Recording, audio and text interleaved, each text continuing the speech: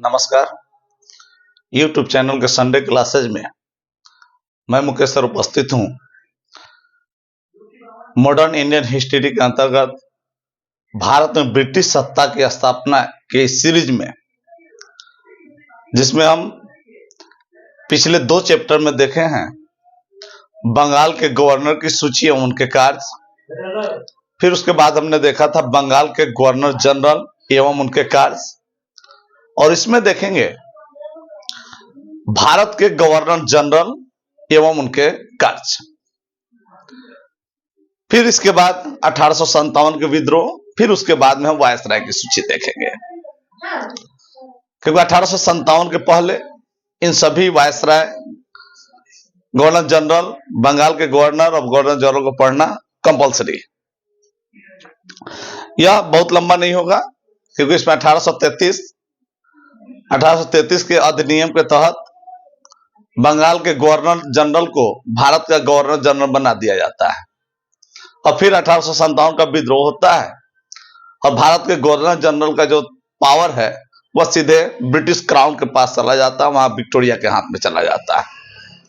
तो इस बीच में जितने गवर्नर जनरल हुए हैं भारत के, हम उनको देखेंगे।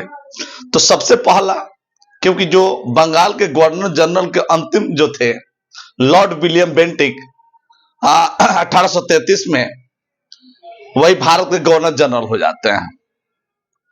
तो उनके कार्यों को हम अच्छी तरह भली भांति जानते हैं, क्योंकि उन्होंने सती प्रथा का अंत किया था। अगर नहीं देखे तो उस वीडियो को एक बार आप देख लेंगे। तो सती प्रथा का अंत उनके द्वारा, ठगी प्रथा का अंत, सती प्रथा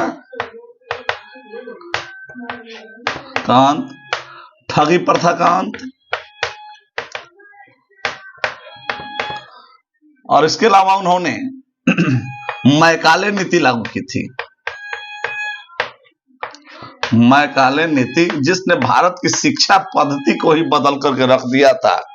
लॉर्ड मैकाले के द्वारा यह आया था भारत में, और लागू करने समय यहाँ के जो गवर्नर जनरल थे लॉर्ड विलियम बेंटिक थे। तो मैकाले नीति पूर्ण रूप से इंग्लिश शिक्षा पर आधारित थी, और यह व्यवस्था की गई कि भारत में जो अब शिक्षा की पद्धति होगी, माध्यम होगा वह इंग्लिश होगा, और यहाँ के जो देसी या स्वदेशी या जो पारंपरिक विद्यालय है, तो परंपरागत जो भी विद्यालय है उनको अनुदान नहीं दी जाएगी। अब जो भी अनुदान दिए जाएंगे वह मैकाले नीति के तहत स्थापित विद्यालयों को दिए जाएंगे, अर्थात इंग्लिश मीडियम स्कूल को दिए जाएंगे। तो अगर अनुदान नहीं मिलेगा तो निश्चित है जो परंपरागत विद्यालय है, गुरुकुल जैसी संस्थाएं हैं, वह धीरे धीरे बंद हो जाएगी। तो वही किया गया, इंग्लिश एजुकेशन को ज्यादा जोर दिया गया, और भारतीय शिक्षा व्यवस्था को उसके द्वारा समझिए एक तरह से गाली दी गई थी। तो मैकाले नीति इनके समय में लागू हुआ था 1835 में। और एक और इनका जो कार्य रहा है वह रहा है कोलकाता में, कोलकाता मेडिकल कॉलेज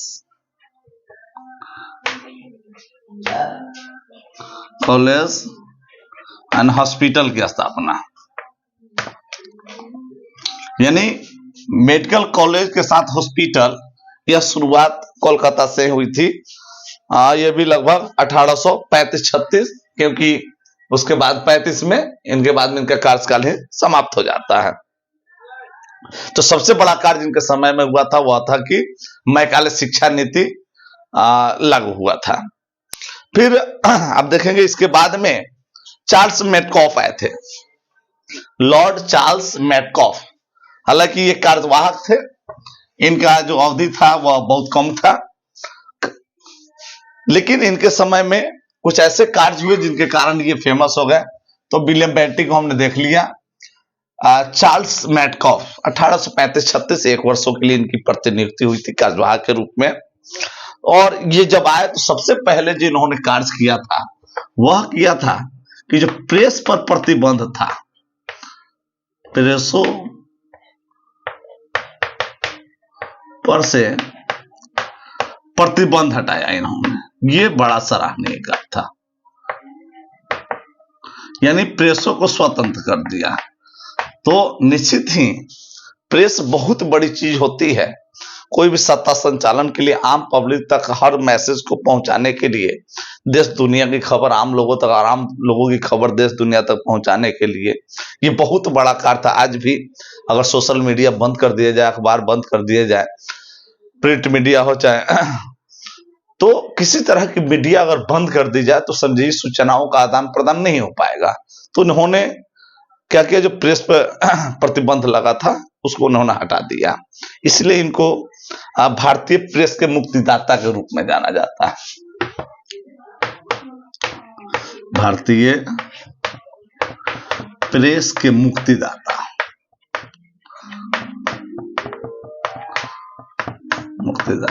फिर कभी प्रतिबंध लगेंगे, हटेंगे, संशोधन होते रहेंगे, लेकिन इस समय जो कई वर्षों से इस प्रतिबंधित थे, इसको फिर से शुरू किया गया था 1835-36 में। तो ये इनका सबसे सराहनीय कार्य रहा था। अब देखेंगे ये क्योंकि विलियम बेंटिक के बाद आया था, अचानक उनके जाने के बाद में जो रिक्त जगह था उन्हीं के समय इनको बुलाया गया था। तो मेटकॉफ का कार्यकाल बहुत बड़ा नहीं रहा, लेकिन उसके बाद आए थे लॉर्ड ऑकलैंड। ऑकलैंड लगभग 6 साल भारत में रहे थे। तो ऑकलैंड के कार्यों का हम मूल्यांकन करेंगे।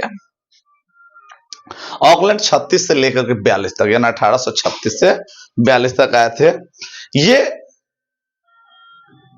एक ऐसा कार्य किया जो समझिए कि भारतीय दिलों पर, समझिए तो एक सम्मान, भारतीय दिलों में इनके लिए एक सम्मान बढ़ने का कारण था कि जब विलियम बेंटिक के समय मैकाले नीति लागू की गई थी तो लोगों में, जनमानस में बहुत ज्यादा आक्रोश था। गुरुकुल जो मान ली संस्कृत भाषा से शिक्षा ग्रहण करते थे, उर्दू भाषा से शिक्षा ग्रहण करते थे, उनके अचानक से इंग्लिश माध्यम से, अंग्रेजी माध्यम से शिक्षा ग्रहण करना थोड़ा सा मुश्किल हो रहा था। तो ऐसे सिचुएशन में जब ये आए थे ऑकलैंड, इन्होंने क्या किया, अंग्रेजी शिक्षा को तो नहीं बदला या उनको बंद करने का भी प्रयास नहीं किया। सबसे बड़ा इन्होंने क्या किया कि जो देसी विद्यालय थे, जो पहले से संचालित विद्यालय थे, तो देसी विद्यालयों को बेहतर करने का प्रयास किया। मतलब कि जो अंग्रेजी माध्यम के विद्यालय है वो चलेंगे, लेकिन जो देसी विद्यालय पहले से चल रहे हैं उनको हम बेहतर करेंगे, यानी उनकी वे बंद नहीं होंगे, है ना। जिनको जहां इच्छा हो देसी विद्यालय में पढ़े, अंग्रेजी विद्यालय में पढ़े, किसी तरह का बाउंडेशन जो था उसको हटा दिया। तो ये एक सराहनीय कार्य इनके द्वारा रहा था। फिर वाणिज्यिक उद्योग धंधे तो पहले भी थे, लेकिन वाणिज्य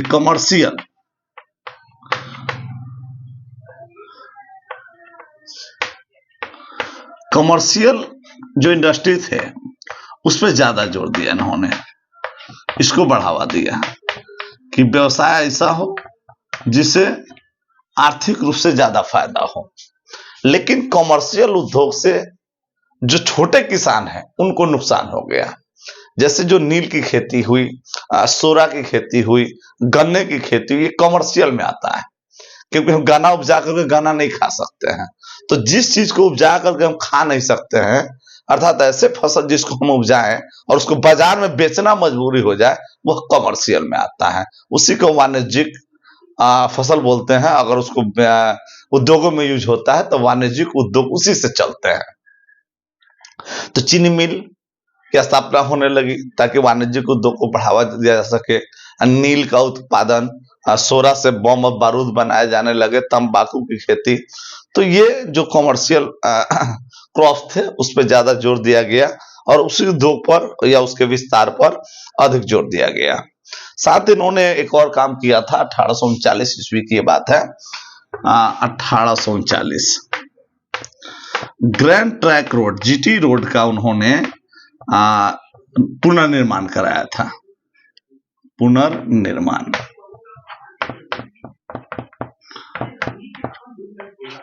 दिल्ली से कोलकाता तक जो जीटी रोड थे, इनकी अवस्था जर्जर हो चुकी थी, इनका फिर से बढ़िया से निर्माण करवाया। साथ ही उस समय भारत के लोग डॉक्टरेट की पढ़ाई के लिए, अर्थात पीएचडी डिग्री पढ़ाई के लिए विदेश नहीं जाते थे और उनको अनुमति प्रदान नहीं थी। लेकिन ऑकलैंड ने पीएचडी हेतु विदेश जाने की अनुमति प्रदान की। विदेश जाने की अनुमति प्रदान की। तो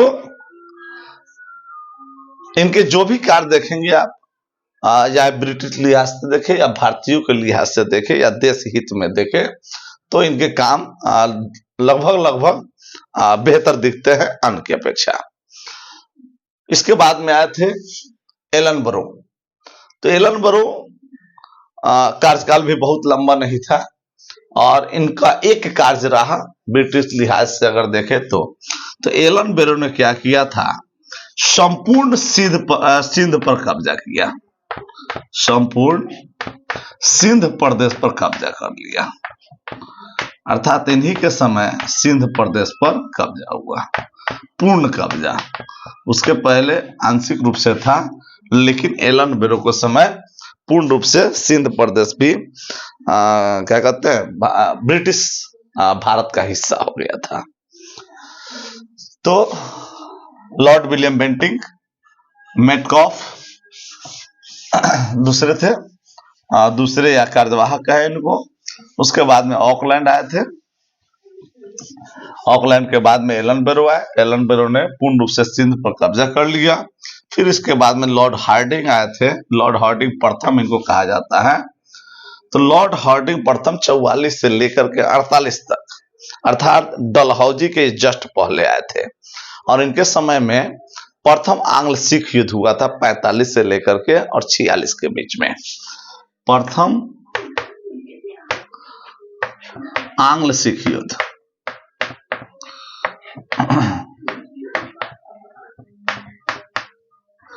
इनके समय में हुआ था 1845-46 में।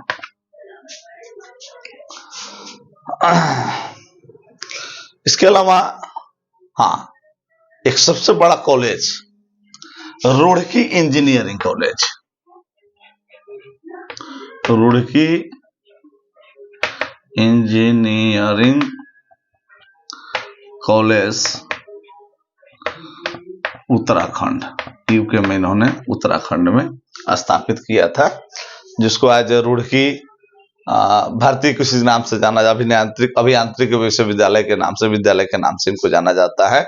ये भारत का प्रथम इंजीनियरिंग कॉलेज था और आज भी भारत के हर बच्चों का ख्वाब होता है कि हम रुड़की इंजीनियरिंग कॉलेज से इंजीनियरिंग करें, क्योंकि यह भारत का लगभग पहला इंजीनियरिंग कॉलेज था और ये लॉर्ड हार्डिंग के समय में स्थापित हुआ था। और द्वितीय आंग्ल सिख युद्ध भी हुआ, प्रथम हुआ था इनके समय, फिर सेकेंड, अर्थात द्वितीय आंग्ल सिख युद्ध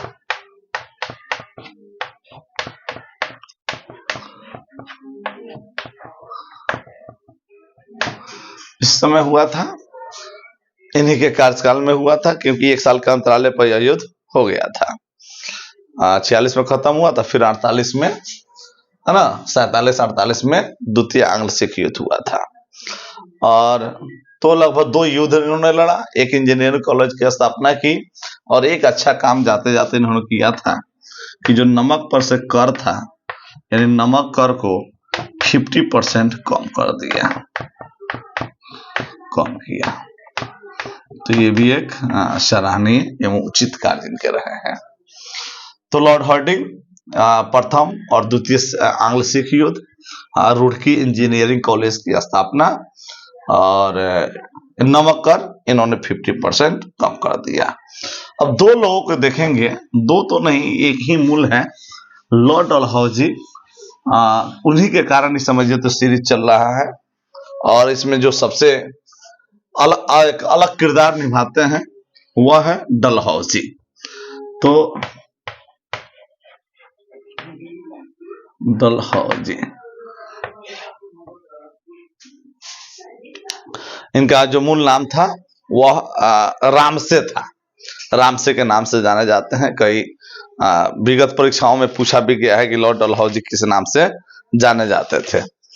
तो डलहौजी की एक अलग नीति रही है, अलग पहचान उनकी रही है। इनको Marquez of Dalhousie, the Marquez of Dalhousie के नाम से भी जाना जाता था और इनका जो मूल नाम था James Andrew brown Ramsay, James Andrew brown Ramsay, लिख देता हूं, जेम्स एंड्रयू ब्राउन रामसे। इन्हें मार्केस ऑफ डलहौजी के नाम से भी जाना जाता है। और इनका जो सबसे बड़ा कार्य था वह था हड़प नीति, यानी व्यापकत नीति के लिए फेमस थे। व्यापकत कहे या इसको हड़प नीति कहे।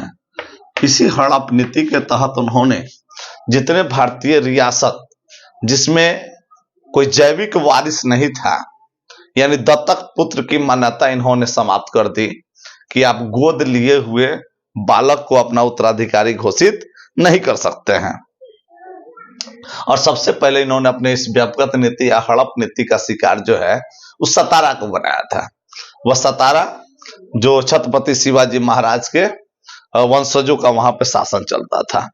तो उन्होंने सबसे पहले सतारा, फिर जैतपुर, बघार, उदयपुर, छोटा उदयपुर जिसको कहते हैं, फिर झांसी, है ना, झांसी को बनाया, फिर नागपुर को बनाया, करौली को बनाया। और एक सबसे बड़ा जो गलती वह कर दिया कि अवध को विलय किया।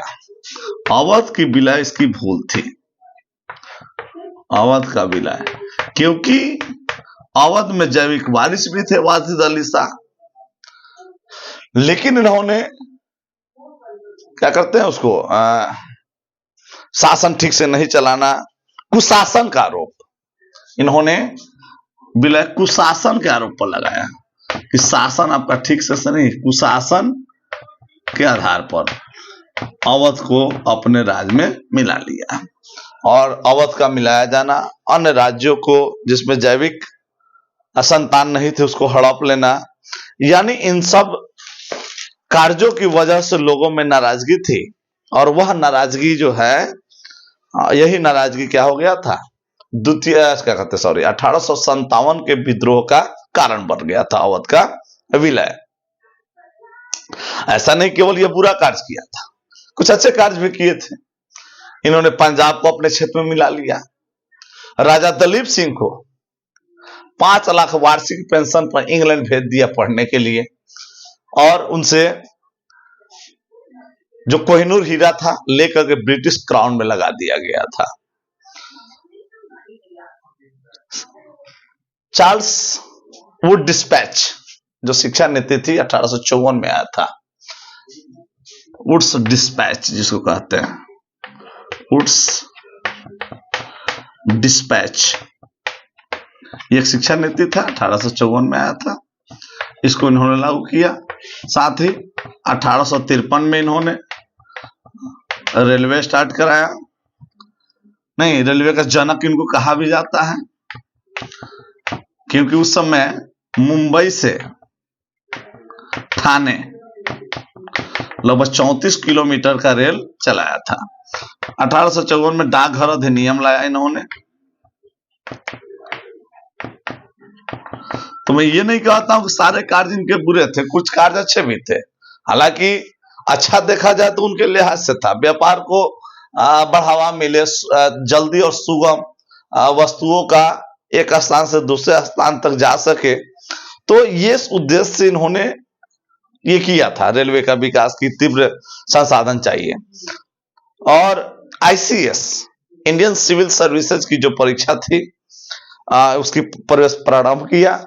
और एक और कार्य हुआ था, विधवा पुनर्विवाह अधिनियम। विधवा पुनर्विवाह अधिनियम विधवा पुनर्विवाह अधिनियम। तो एक बार देखेंगे, डलहौजी जो जेम्स एंड्रयू ब्राउन रामसे इसका पूरा नाम था, के नाम से जाना जाता था। भारत में आया तो यह ताबड़तोड़ बैटिंग शुरू किया, पंजाब का विलय किया। महाराजा दलीप सिंह जो अल्पवयस्क थे उस समय, उनको 5 लाख वार्षिक पेंशन देकर के इंग्लैंड पढ़ने के लिए भेज दिया गया। उनसे जो कोहिनूर हीरा था छीन करके ब्रिटिश क्राउन में लगा दिया गया। व्यापक और हड़प नीति यहाँ पे लागू किया, जिसका पहला शिकार उन्होंने 1848 में सतारा को बनाया। फिर सतारा, जैतपुर, छोटा उदयपुर, बघार, झांसी और अवध पर कुशासन का आरोप लगा करके इन राज्यों को हड़प लिया। इनके काल में वो डिस्पैच यानी शिक्षा नीति आई थी। मैकाले के बाद में यही शिक्षा नीति आई थी जो भारत में लागू हुआ था, जिसमें विश्वविद्यालय की चर्चा विशेष की गई थी, उच्च शिक्षा की व्यवस्था की बात कही गई थी।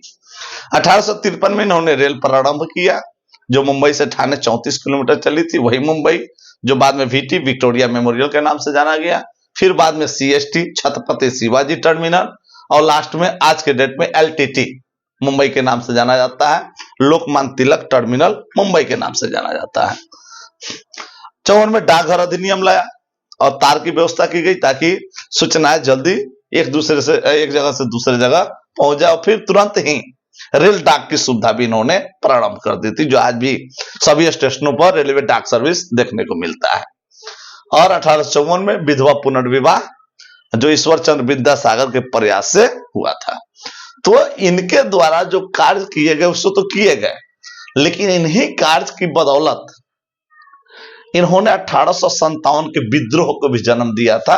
और इस विद्रोह का सबसे बड़ा कारण जो था वह था हड़प नीति, अवध का विलय कुशासन के आधार पर। यही कारण है जिसने 1857 के विद्रोह कहें,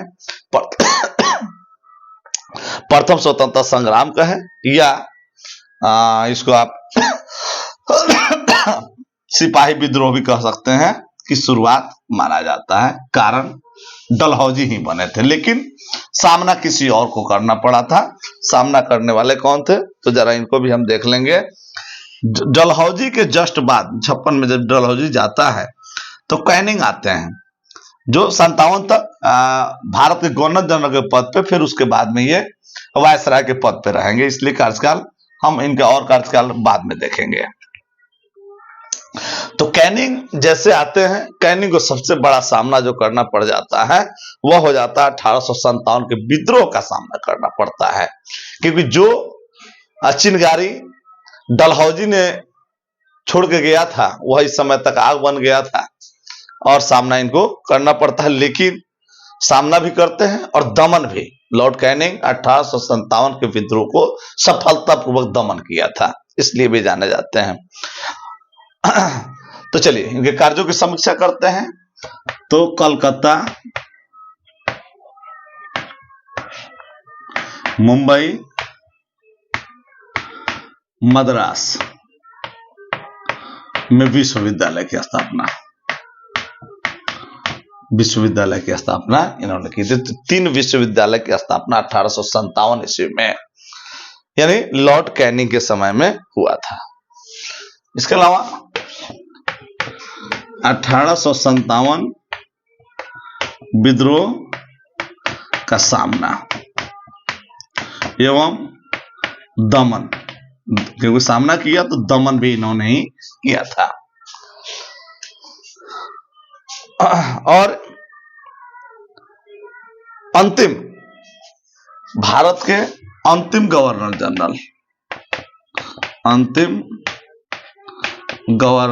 जनरल, क्योंकि इसके बाद यह पद जो है तब्दील हो जाएगा किस चीज में, भारत के वायसराय में बदल जाएगा। और सत्ता जो है, जो अब तक ईस्ट इंडिया कंपनी के हाथों में था, अब जो पावर होगा अब सीधे प्रशासन जो है क्राउन के पास, यानी विक्टोरिया के पास क्राउन में चला जाता है। यानी अब जो मूल शासन है वह इंग्लैंड से संचालित होगा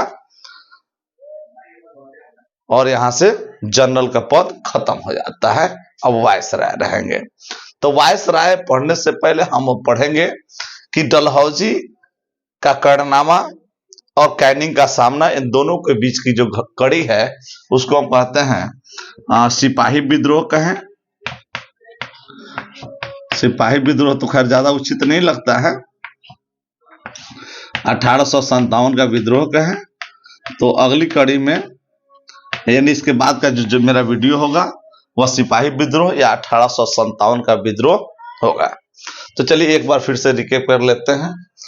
लॉर्ड विलियम बेंटिक भारत के प्रथम गवर्नर जनरल और बंगाल के अंतिम गवर्नर जनरल थे।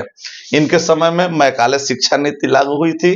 सती प्रथा का इन्होंने अंत किया था, ठगी प्रथा का अंत किया था, और 1833 का जो पिट से अधिनियम है वह इन्हीं के समय आया था।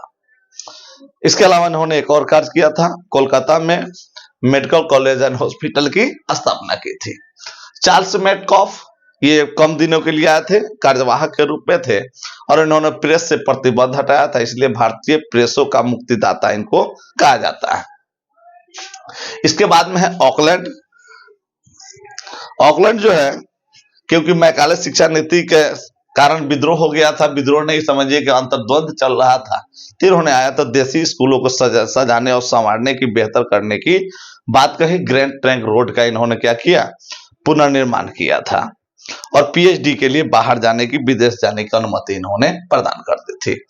लॉर्ड एलनबरो का बहुत बड़ा कार्य नहीं था, लेकिन सिंध पर पूर्ण कब्जा करने का श्रेय एलनबरो को प्राप्त है। उसके बाद में आया था लॉर्ड हार्डिंग प्रथम। तो लॉर्ड हार्डिंग प्रथम जो है, इनके समय 2 आंग्ल सिख युद्ध हुआ था, रुड़की इंजीनियरिंग कॉलेज की स्थापना हुई थी, और नमक पर से टैक्स जो है आधा इन्होंने कर दिया था। डलहौजी, अब इनके लिए बताने की जरूरत नहीं है, व्यापक नीति या हड़प नीति के सिद्धांत के प्रतिपादक, पंजाब का विलय, महाराजा रंजीत सिंह को यहां से 5 लाख पेंशन पे इंग्लैंड भेज दिया। इसके अलावा कुशासन का रूप में अवध को हड़प लिया, सतारा को अपना शिकार बना लिया, रेलवे चलवाया, डाकघर अधिनियम लाया। तो इनके कुछ अच्छे कार्य भी थे। इन्हीं के समय में सती प्रथा, विधवा पुनर्विवाह योजना भी इनके समय में लागू की गई थी। लेकिन इनकी व्यापक नीति और क्या कहते हैं, जो अवध का विलय था, यह 1857 के विद्रोह का कारण बना, और उसके बाद में जब कैनिंग आते हैं तो उस कारण का जो परिणाम होता है उसका सामना करते हैं, और सफलतापूर्वक उन्होंने 1857 के विद्रोह का दमन कर दिया। इसके साथ ही यहाँ की जो सत्ता थी कंपनी की, वह सीधा ब्रिटिश क्राउन के पास चला जाता है, विक्टोरिया के पास, और यहाँ के जो पद थे गवर्नर जनरल के, वह पद यानी महाराजपाल का जो पद था, भारत के महाराजपाल का, अब वह हट जाता है, अब यह पद हो जाता है वायसराय का। तो हम इसके बाद अब देखेंगे 1857 का विद्रोह। तब तक के लिए धन्यवाद।